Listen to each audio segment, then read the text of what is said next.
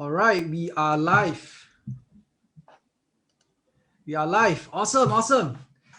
Hi, guys. Welcome to this interview session with my dear friend Mark. Are you guys excited for this interview session? Awesome, awesome. All right.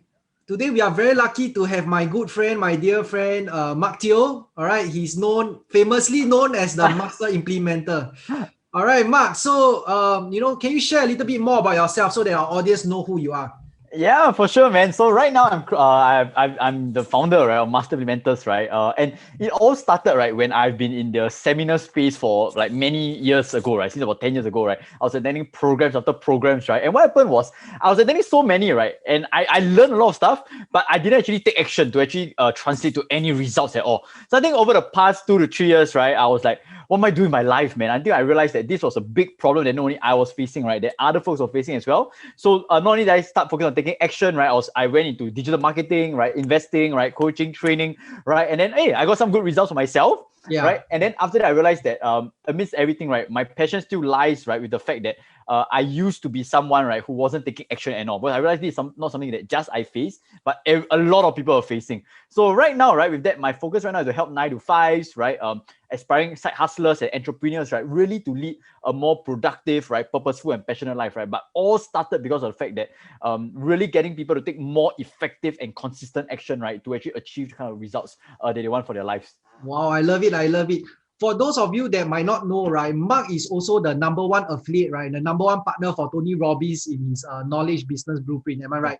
Yeah, And he's 2019. also the a 7-figure digital marketer behind, right, a lot of the big names, right? So Mark is also coaching a lot of people on like mindset and productivity, how to live a productive and purposeful life. But I'm just curious, Mark, you are known for so many things, right? But how do you discover your passion in coaching and helping people? Yeah, so I think since I started my whole journey like 8, 10 years ago, right? Even though yes, on one hand, right, I didn't really take a lot of action, right? That means I didn't start my own investing. I didn't really go and do my own business, right? So, but I Yeah. love to share, right? So I think that was one of the Wow. biggest things that after speaking to friends, right, I realized that they knew that that's something that I was passionate about. Whether is it about you, like even my studies, right? I was just happy to share what I learned from my exams, right? All the way to whatever I learned about habits or business, right? So that was one big clue, right, that I looked at. And then over the years, right, I started being into investing, right? So over I think about 3 to 4 years, just giving like investing workshops, talks, helping to coach, helping to teach, right? And though I understand the importance of it, right, part of me knew that upon some reflection, right, that I wasn't so passionate about it.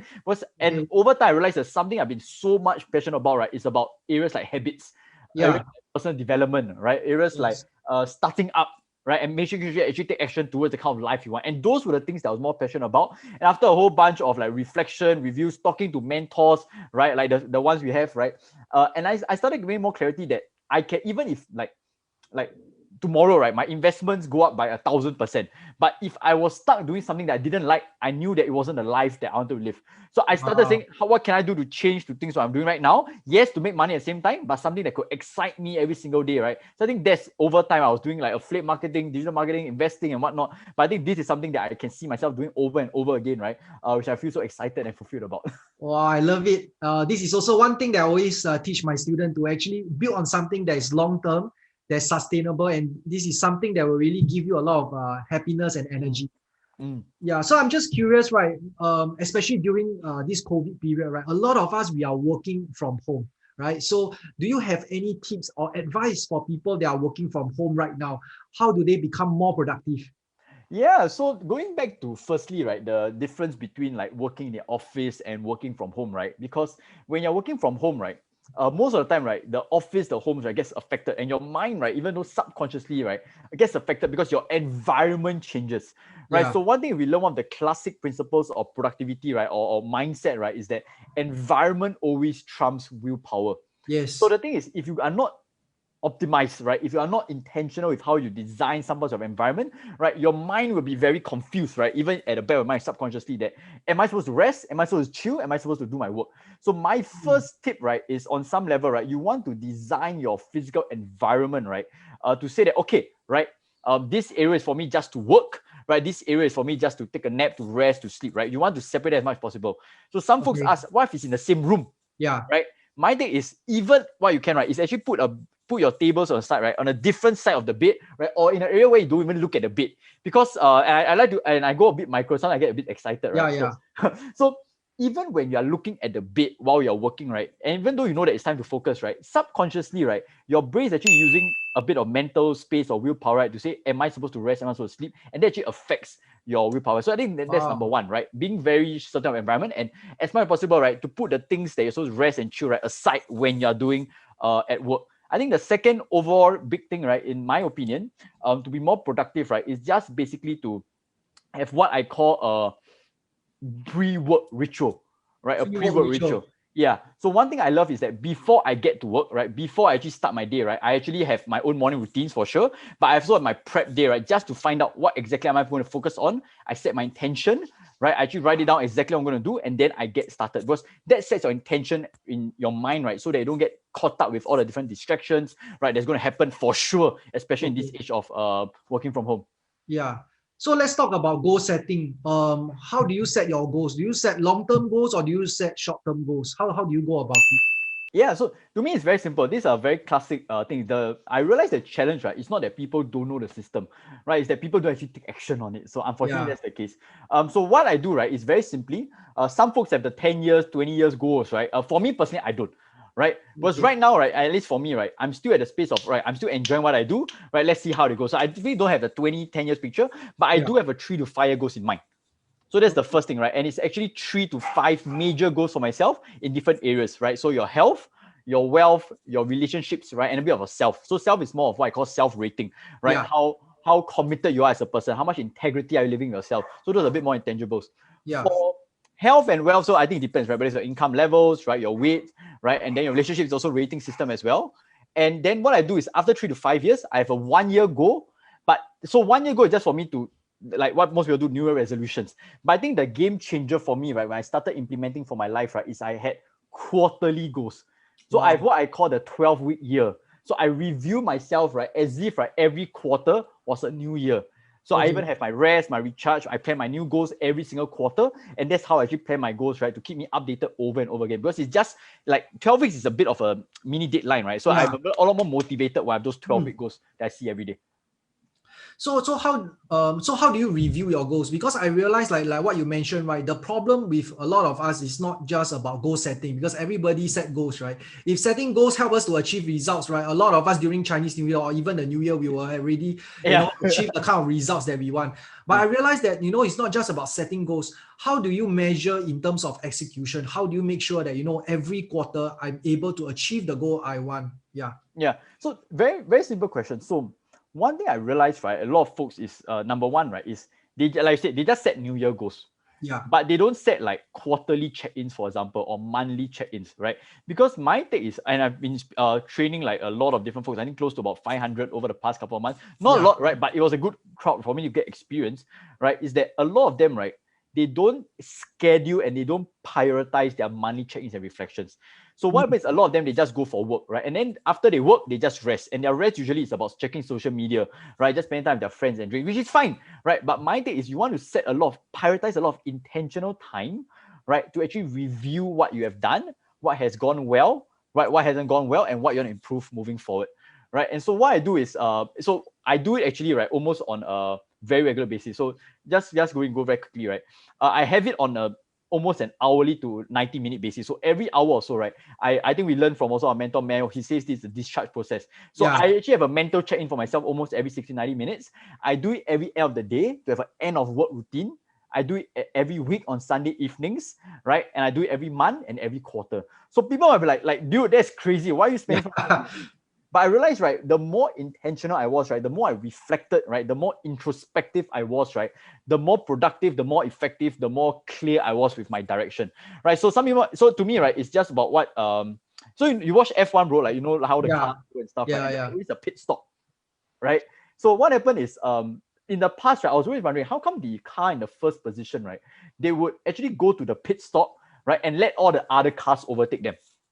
So I was like, what happened? And over time, of course, I realized, right, is the fact that the driver knows that if, right, my wheels start burning out, and later I think I talk a bit about burnout, if my wheels start burning out while I'm racing, it's already too late and other cars will overtake me. Yeah. But the first guy, usually what they do, right, is they are proactive, right, in checking in with themselves, in resting, in recharging. So even before they feel tired, even before they feel lost or stuck, they already have that mental check-in for themselves, that physical check-in, right? And that's how they stay this in a long game. So not just in terms of like physical health or energy levels, but also in terms of mental clarity about where you want to go moving forward as well. Wow, I love it. Yeah. So one thing I learned from you is that today, if you show me your habits, right, you show me your schedule, I'll be able to show you your future. A lot of people, they just look at the future, they look at the goal, but they don't really look at how to micromanage their time well. Yep, right? definitely the calendar. What you've been sharing so far. So I'm just curious, right? What if you don't achieve the goals that you have set for your day, right? Do you like reward yourself, or do you like set some accountability with your mentors, or do you have like an accountability buddy?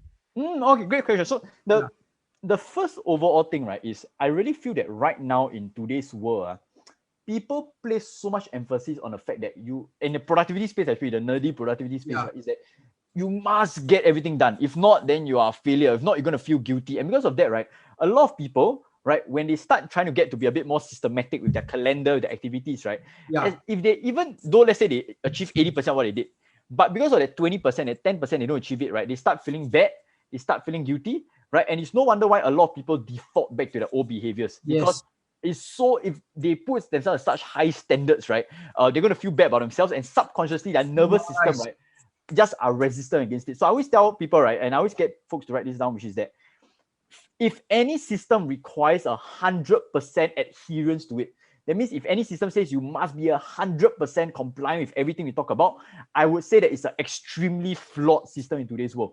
Okay. Right? Because now I'm sure you know, right, bro, like the world is volatile, different things happen, life happens, right? And if you expect things to go perfect all the time, right, I think that's a very flawed system, a very flawed thinking to have. So that's number one.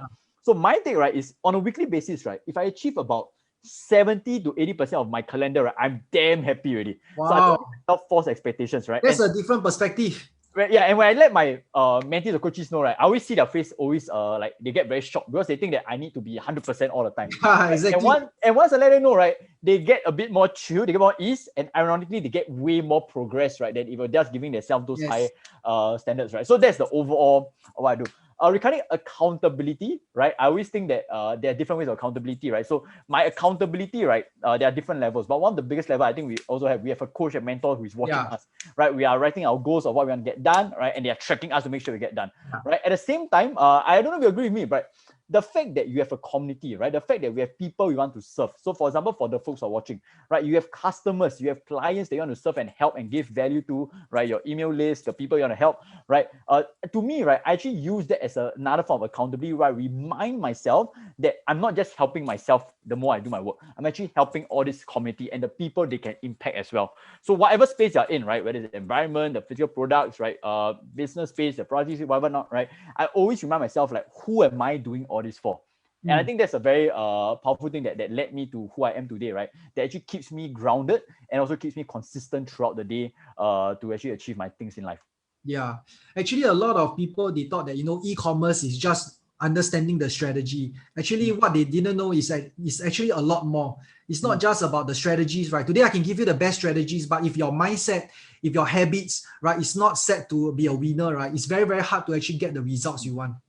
Yeah, so, absolutely, achieving results is always a holistic approach. It's not just about having the strategies, right? So I think today your sharing is like very, very useful, right, to our audience. So I think back to just now what you want to share, right, regarding burnout, right? So how do you overcome like burnout and being overwhelmed? Because there's always like the two sides of the coin, right? Where there's one group of people that is not motivated, not willing to take action, and the other group, right, that overstretched themselves and they got burnout and they got overwhelmed. Especially during COVID-19, this period of time, right? You realize that people don't know, where is the fine line between work and play, right? Because in the office, it's probably 9 to 6. Then after that, we just go back home, spend time with our family.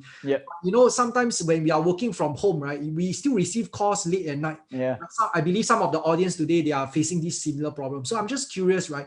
What advice would you give to our audience for people that are overwhelmed and they are feeling burnout? Yeah, I think the first step, right? And it sounds like, I think when some people hear it, I think it sounds cliche, it sounds stuff, right? But I think the first thing, if you're feeling burnt out or overwhelmed, right, the most dangerous thing you can do is to feel guilty or bad about yourself. Yeah. Right? And so yes, I talk about productivity, I talk about systems, right? But I also understand the fact that the mind is a very powerful thing, right? And once we start making ourselves feel bad, right, the less likely we actually get to overcome it, the more likely we want to stick to our survival mode to do nothing about it. So I think the first thing you just tell yourself that it's completely normal. Because trust me, I think I've talked. I think you also know, right? We are speaking to not just like people who are starting on entrepreneurial journey or professionals, right? We're talking about high level entrepreneurs, right? CEOs, professionals, right? People have been burning out. Recently, I think the was it the BMW CEO was about to give a presentation and he started fainted. Even our own Singapore minister was fainting during a presentation. So people get burnt out is completely, it's a bit sad to say, but it's normal because it happens. So my take, right, why people get burnt out, right, overwhelmed, right, is because they're not taking care, right, of either or every one of these three subcategories of health: your mental health, right, your emotional health, right, and your physical health, right. So obviously physical health is what we all know, right? The fact that physically, right, you're not sleeping enough, right, your diet is bad, right, you're not resting enough, right. So for example, every 16 90 minutes, like I said, as part of my recharge process, right, I also do a bit of deep breathing, I drink a bit of water, I do a bit of movement for my body to help me keep myself driven, right. So physical and sleeping well, sleeping enough, right, eating the right diet, not eating too much junk food, all this helps and contributes to it, right. Next one is what I think a lot of people don't talk about, right? Mental health. And yes, I know there are different definitions of mental health. So sometimes it's linked to emotions and stuff, right? So I just differentiate my own definitions. So mental health is just basically the fact that you are just constantly stimulated by everything, right? You are not giving yourself a mental discharge, right? So what happens is, right, especially, right, I think in 2020, right, a whole overload of webinars, programs, Facebook Lives, right, emails, right? People are just checking social media because they are bored, right? And if they're just getting like bombarded with all this information, and if you have no way to actually like discharge, to have a detox, right, to have a mental stimulation detox, right, it's very likely you get burnt out as well, right? And even if you don't think you're burnt out, right, my big thing, right, if you haven't had a mental discharge for a long time, right, it's going to wear you out slowly but surely as well. So that's what I've thought about. So sometimes not physical. Sometimes you might be sleeping 9 hours per day, right? But you still feel burnt out. Maybe because you're just sucking too much information all the time.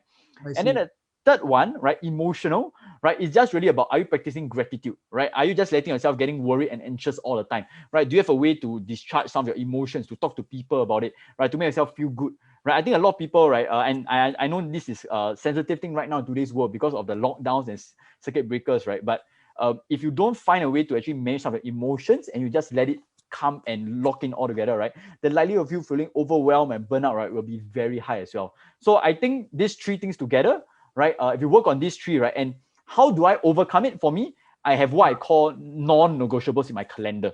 Wow, non-negotiables. Yeah. So what happened is people think that calendar is just about taking stuff and scheduling it down. But what I do is before I schedule my work, right? And so for example, right, you're trying to fill out a big container and you have a bunch of big rocks, medium pebbles, and small little rocks. So what happened is a lot of people, right, put in the small little rocks first. And what do I mean by small little rocks? Your social media time, right? Your work, right? Things that don't really matter to you, right? And then medium can even be, right, time with your family, time with other friends, right? Because why?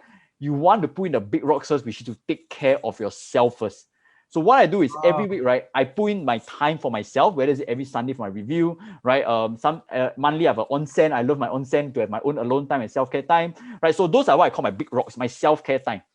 After that, I end my medium rocks, right? Time my family, my friends, right? My loved ones, right? Important parts of my work, right? And then I put in the small little rocks, right? The time for work, the time to do my social media stuff where I have to, where I want to, right? But with that in mind, right? My take is when you prioritize the things that really matter, right? That's how you actually overcome burnout and overload in the long term.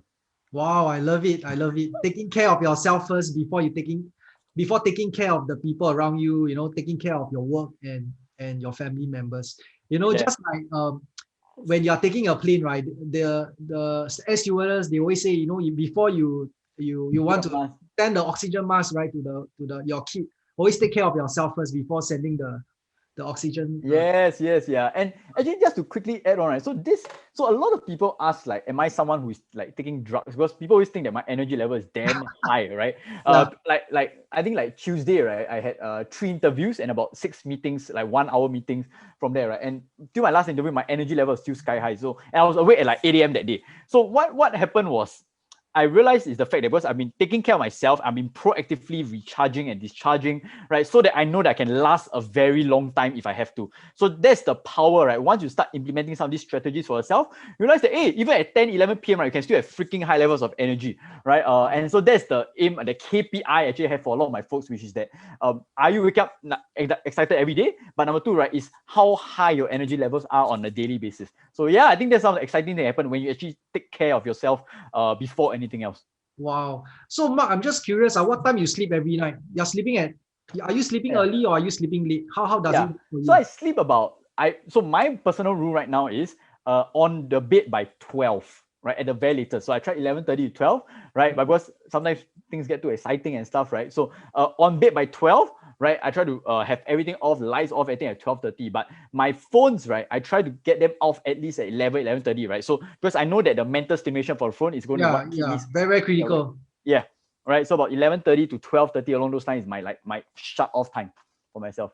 Okay. What about exercises or even like food and diet? Do you particularly look at your diet? Do you drink like green shakes? Do you drink like protein shakes? Yeah. So I'm not so interestingly, right? Like I'm not a super like nerd into the whole diet, nutrition, right? And stuff. So I'm more about systems. Yeah, I'm not so into I know people spend thousands of dollars for some of this, right? So mine, this is my personal rule. At lunchtime, right, I try to reduce as much carbs as possible. Okay. Because I know that there's the dreaded like midday slump, right? So I try to reduce that. I do intermittent fasting most of the time, right? Because like I said, everything I do, right, it's not 100%. So even when I say I sleep at 11:30 or 12:30, right, I don't do it 100% of the time. So just a disclaimer, right? So it's not that I do all the time, right? Then dinner eat a bit more carbs, right? But really, I try to spam as much vegetables as possible. Okay. Yeah, so I think that's my thing. And then I also went to the same chiro as Mel, right? Andrew, Dr. Andrew. Yeah, Dr. Andrew, right? So he actually introduced me this thing called like the Juice Plus supplements. So I just take it. So that's my only little biohack that I have that was recommended by that. But besides that, right, I try to spam vegetables. Typically no carbs in the afternoon, and then I have intermittent fasting. So that is for diet. Yeah. So how many times do you exercise in a week? And how do you find like time to exercise? Yeah. So I know last year, right? During the whole lockdown circuit breaker, right, I was feeling I was doing a lot of work because there was a market was crashing, there was a lot of demand for what we did, right? We got the 7 digits, the revenue and stuff, right? But one thing that I realized that I always wasn't keeping up to exercise. So this year when it happened, what I did was I will book these classes in advance, right? I think there's F45, there's Pure and whatever, right? And what happened is if I miss those classes, right, I have to pay a penalty or fine.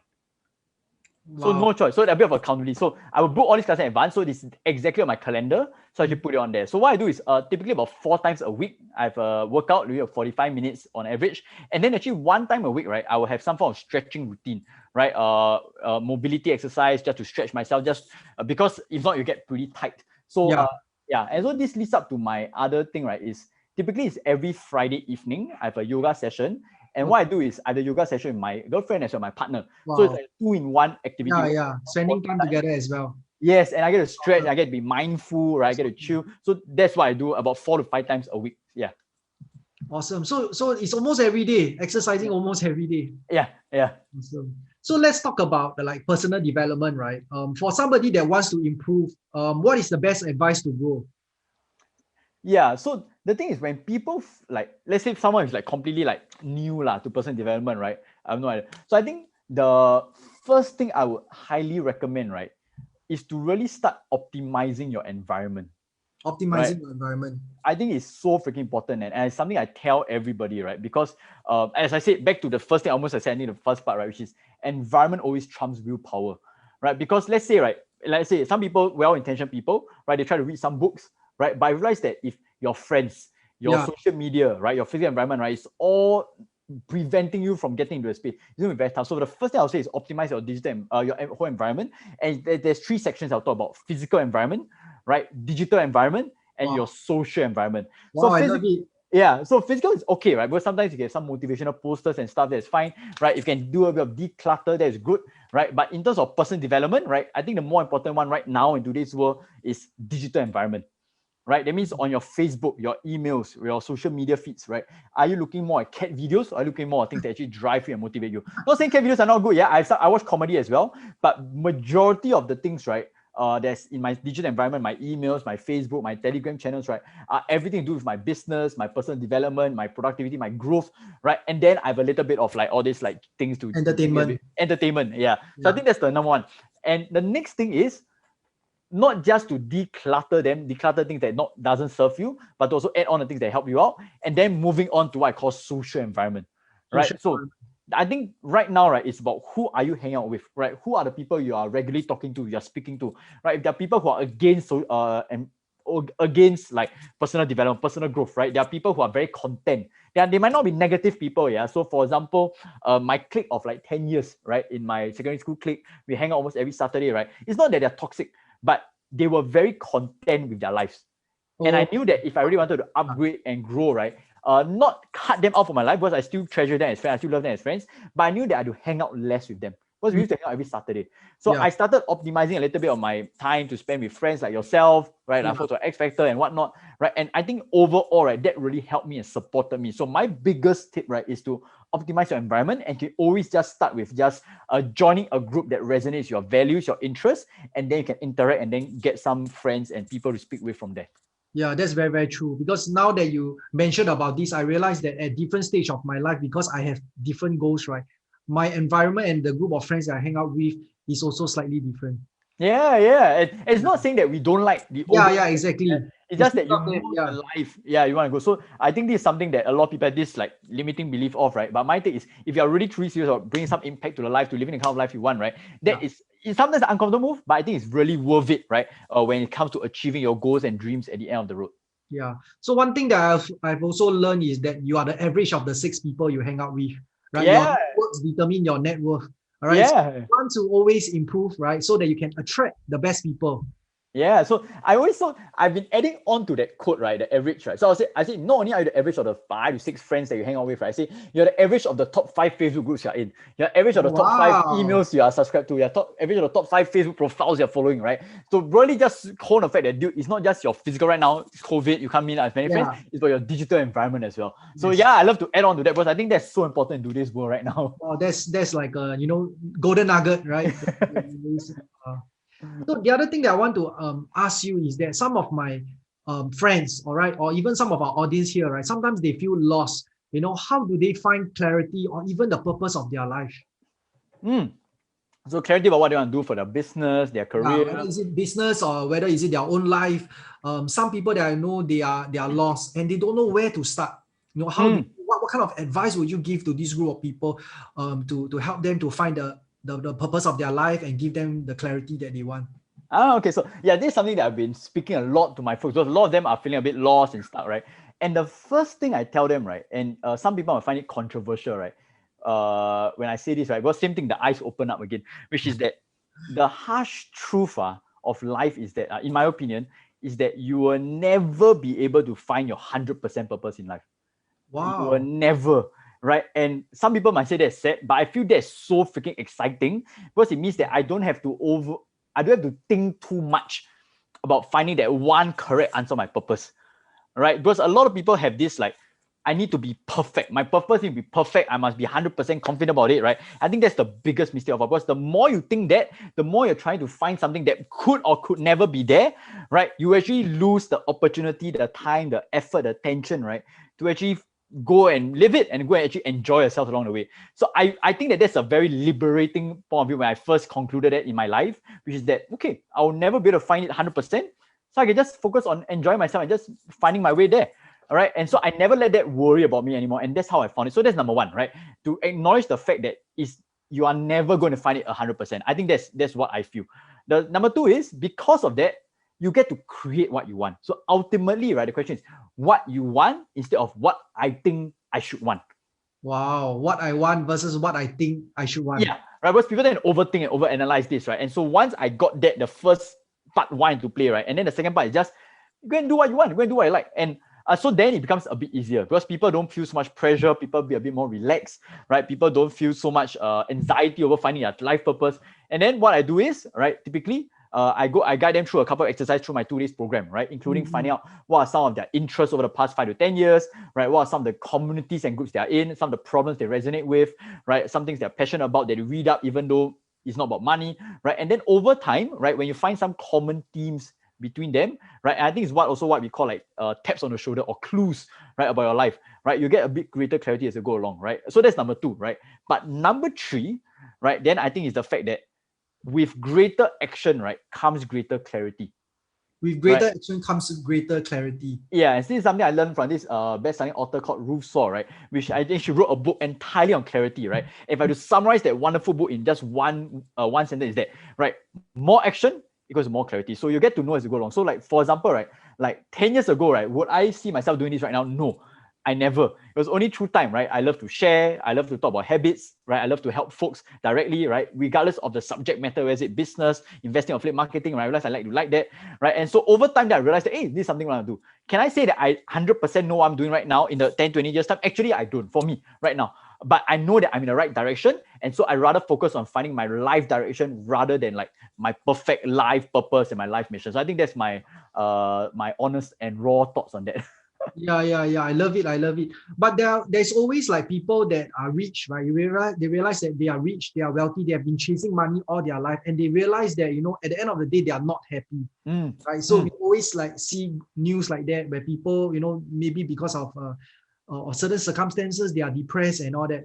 So coming into that, right, talking about like emotional, right? So what kind of advice would you give to people that are feeling worried and anxiety during this period of time, like during this COVID-19? Yeah. So I would say that there are 2 things I'm looking at. One is more of the personal basis, right? Yeah. Not hanging out with their friends, right? Not hanging out with, not going out there, right? So my take for that is, right, even though physically might not be there, right, do your best to find ways to connect with your friends, to connect with folks, right, to get out there. Because a lot of time, right, I think people, once they say, okay, I need to be locked down, right, it means I cannot connect with my friends, I cannot do what I like, right? So my take is on a personal level, right, and I might not be always the best person to talk about it, right? But one thing about me is that ever since the circuit breaker last year, right, you can say that I'm generally still very excited to be waking up every day because I have like a mission in mind. Yeah, right. That I'm one of the most positive person I've ever met. yeah. So because I still love what I do, right? I'm having a hobby, right? And I know that I'm helping people. So my one big tip, right, on a personal level is what ways can you do to help people? Right? What can you do to help people to bring some impact, to actually have fun along the way as well? Right? On a business perspective, right? Let's say your career, right, and whatnot, right? My personal take on the business perspective to overcoming anxious, right? And it's something that also our mentor told me, right? Which is that as long as you are adapting and focusing on the fundamentals, right? Yeah. So it's like a stock market, because you never expect the stock market to go straight up, right? You never expect it, right? So there's ups and downs. Sometimes there's a recession, it goes down and then it goes up, right? But if you just focus on the fundamentals, right, which is how do I serve my customers better? How do I get better at my job better, right? How do I actually market myself better, right? Once you get the fundamentals in place, you adapt, right, based on what situation, right? Eventually you'll still be able to get to a place where you want. And I think over past few months, yes, I was a little bit anxious sometimes, right? Like, what I'm going to do my sales, I'm just starting as an entrepreneur, right? But he got me to realize that as long as I focus on my fundamentals, right, just like a very powerful fundamental, a very powerful stock, right, eventually I'll get that. Eventually I'll be on uptrend, right, to be where I want to go down the road. So I think that's something that grounded me a lot. And I think a lot of micro tip, right? Find people who can support you as well. Find people who might be the same boat as you. Find a community, right? And I think that helps so much on both a personal, emotional, and actually a strategic business level as well. Yes. So true in so many different levels. All right. So last question. What advice would you give to your younger self, or even to an aspiring entrepreneur starting out? You know, let's say if you look back maybe 5 to 10 years time, what advice, you know, now that you are wiser, you are smarter, what advice would you give to your younger self? Yeah. So and I love that question, right? So interesting was when I've interviewed over like 30 to 40 like entrepreneurs, speakers, coaches, right, in the past 2 to 3 years. I always ask them, right, what are your observations, right, of different people, right, who attend the same exact course, same exact program, right, but achieve drastically different results, right? Some people are faster, some people are slower. What would you say about your more successful students? What's differentiate? And yes, there are different answers along the way, but one big thing that always stood out to me, right, is the fact that the people who are more successful, more happy, more fulfilled, right, is that they don't require perfectionism to take action. Wow. That means they just did. And I think that was something I was guilty about for many years of my life, right? That I was scared, I was afraid, I wanted everything to be perfect before I move out, right? But even when I actually finally had the courage to move out, right, I knew that I wasn't perfect. But that was the changing point for me. That was the point where I was like, shit, that's my life started to change. So my take is, right, whether you are starting out, whether you are new, right, whether you're experienced, right, my biggest tip for anyone out there, my younger self, right, is really, you don't have to be perfect, right? And that's fine, because that's how you get better over time. Because if you're perfect from the start, right, then life becomes get boring as well. So my take is, it might be scary, it might be tough, right? People might say things about you, but if you actually know what you want, right, just have faith and keep taking action, right? I think that would be the advice I would take for myself, and I would have started a lot earlier in my journey. Wow, I love it. So sometimes I realize even for myself, we are very, very hard on ourselves, right? We always want the whole journey to be smooth, and we are afraid of making mistakes. But over time, I realized that actually it's okay to make mistakes. Actually, it's okay to actually forgive yourself, learn from your mistakes, and move on, right? Once you understand this concept, right, you actually feel very, very happy, right? You're liberated. Very liberated. Yes, I know. That's the big word. I realized over the past few months that liberated, right? What are the things that you actually embrace that liberates you from all this pressure and stuff, right? Yeah, I love that word. Awesome, awesome. So I hope you guys enjoy this interview with Marc. All right. So for those of you that you guys enjoy this video like this, do consider to subscribe to my YouTube channel, because every day, right, we'll be launching new videos and interviews like this to add value, to help you to grow and scale your e-commerce business. For those of you that are interested to follow Marc, I will put the Instagram link below. So you can, if you like content like this, you can actually follow Marc on his Instagram and also his YouTube channel, right? So because he will also be sharing a lot of content on teaching you how to become more productive and living a purposeful life. All right. So I hope you guys enjoy this video today. I'll see you guys in the next video. Bye, everyone. Thanks, Jonathan. Bye. Thank you.